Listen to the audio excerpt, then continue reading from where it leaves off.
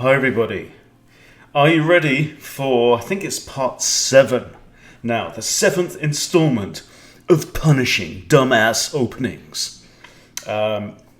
This one just came up in a lesson that I just did with one of my students, Tony. And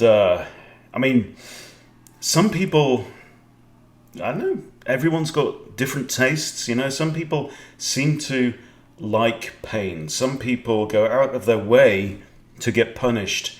And this guy from Spain, he's just begging for punishment.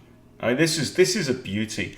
Okay, the game lasts 9 moves, and this dumbass playing white makes, well, we'll count them as we go, 7 pawn moves out of 9. So check this out. It's going to be a short video, right? E3, the Vantkreuz opening. Okay, I mean, we're already in the land of the strange. Okay, so of course, well, we play d5. Tony plays d5, grabbing the center. h4 from dumbass. It's called Zavis 1. Zavis must be Spanish for dumbass. I don't know. Anyway, e5. If your opponent gives you the control of the center, say thank you very much. Muchas gracias. I am going to take the center control. Okay. Now look at what g3. I mean, you know, we're sitting there in this lesson going, what is this guy doing? He's in 3 moves.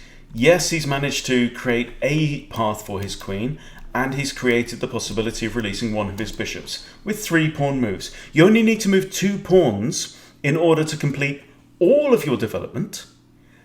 And Domas here has managed to make 3 pawn moves and released his queen and his bishop. Okay, this dark squared bishop is still looking at the back of the heads of these 2 pawns and is not about to jump into the game. So, knight c6. I mean, can you explain this? c3, right? The c pawn.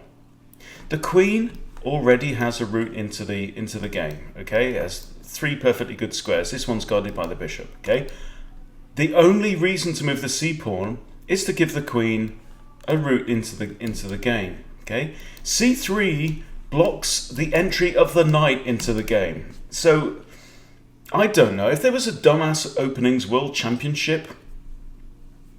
My money's on Spain. I mean, seriously. Jeez. Okay, so we are going to play very, very solid, very, very standard. If your opponent is going full dumbass, then we just say, okay, that's fine. We're going to let you do this. We'll sit back. We're going to play tight. We're going to play controlled. So now we have 2 pawns defended by 2 knights. Knights are both defended. Everything's lovely and defended. We are happy. And I don't know. The guy's rated 833. Okay, how is he rated 833? He has no business being over 205 playing like this. 5 moves, 5 pawn pushes. The knight is hampered. The bishop is hampered. Where's the king going to find safety? I don't know. He's going to castle that? I don't know.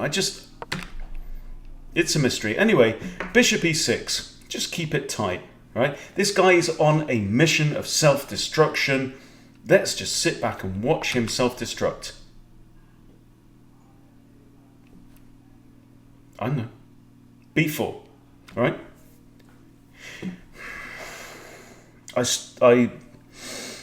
I don't know. I'm lost for words. I mean, okay. The reason why we move pawns in the opening, and he's just played 6 moves, and every single one of them is a pawn push. Okay, so you need to move 1 pawn in the opening in order to release. Just look at black for a minute, right? Black, we've moved the 2 central pawns. Okay, great. Now, one of them was this pawn here, okay, the d pawn. Now to release your light squared bishop, who starts here, you have to move either your b pawn or your d pawn, okay? If you move your b pawn, it normally goes 1, and then you fianchetto the bishop behind the pawn. Likewise, dark square bishop, you have to move either the g pawn or the e pawn. One of them has to move in order to allow the bishop into the board. Most often, the e pawn will move and allow the bishop to come this way, but you may also see the g pawn move, allowing the bishop to fianchetto there, and, you know, so on. But this dumbass, right, he's not moved the d pawn at all. He's moved the c pawn, which is, you know, if you're going to move the c pawn, it should probably go 2 anyway, right? But he's moved the c pawn to here, he's moved the b pawn to here, and his bishop now has 2 squares to go to, neither of which has any future whatsoever, because he's just moved his stupid pawns in the way of the bishop. So, I mean, you know, you have to take off your hat to this guy. Anyway, so now bishop d6. We're just keeping things nice and tight. Okay, so now technically these 2 pawns are undefended, right? However, on the opponent's side of the board, that's undefended. That's defending that, defending that, defending that. Okay, he's got 1 undefended pawn. We've got 2 undefended pawns, but look at this. We are about to castle is black, get the queen off the back rank, boom, development complete. Okay, we're on move 6. So all we have to do is castle, get the queen off the back rank, development complete. Thank you very much. Inside 8 moves, world record. Okay, that's the fastest that you can complete development. And dumbass over on the other side of the board here. Shall we see how far off development he is? 1, 2, 3, 4, castle 5, queen off the back rank 6. He's still 6 moves away from completing development because he spent all of his first 6 moves pushing his stupid pawns up the board. Okay, so how do you punish someone like this?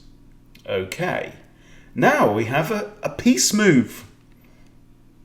So he's decided to play his knight from g1 to h3. Thankfully, we are starting to think about development. Well done, congratulations. Let's see what you win. And now e4. Okay, so remember how we identified that there was 1 undefended pawn on our opponent's side of the board on the g3 square. So now we're figuring if bishop takes g3, the king is in check. There's only 2 options. King either moves, can't go there. King either moves or the knight has to block. If the knight blocks, bishop takes knight, king's in check. The king must capture the bishop. Okay, so the king is going to be unable to castle. However, I can't show you an interesting game where we prevent the king from castling and punish the opening further, because it doesn't last very much longer. We have pawn takes e4. Okay, bishop takes g3. Now, puzzle time. What would you play in this situation? Okay, there are only 2 legal moves. You've got knight to f2, which, as we've seen, invites bishop takes knight check, king takes bishop. Okay, or you've got king to e2. Right, take a good look at the board. And now imagine you're a complete dumbass. Okay, now what move would you play? Well, let's see, shall we? King to e2. Right? Can you spy a relatively straightforward tactic that ends the game immediately? Okay, of course, bishop g4 skewers the king against the queen. There's only 1 legal move on the board, which is going to be king to d3. Then black will take the queen. And by the way, Mr. Senor Dumbass does not even have the sportsmanship to resign at this point. Okay, there's only 1 legal move on the board. He goes there. No, instead he lets his clock run down for 10 minutes and then loses by abandonment. Okay, so I don't know. I just don't know. I mean, this is now 7 punishing dumbass openings videos that I've made. This one, I think, has to take the biscuit. But it's just too much fun. You know, we've got to do this, and I've just hit 3,000 subscribers. So thanks to all you guys. One request: please let me know in the comments how you would like to celebrate hitting 3,000 subscribers. I was thinking about making another video on my current repertoire and how to train it and how to get better and raise your ratings that way. But for now, let's just bask in the glow of the dumbass. I mean, it's beautiful, really, in a way. How anyone gets to 833 playing openings in this manner leaves me completely baffled. It really does. But it was just too good not to share with you guys. So I hope you've got half as much fun out of this game as I have. Thank you for watching. Thank you for your continued support. Please always, like the videos, comment, share. It's all good. I really appreciate it. You guys are awesome. Thank you for watching, and I'll see you soon.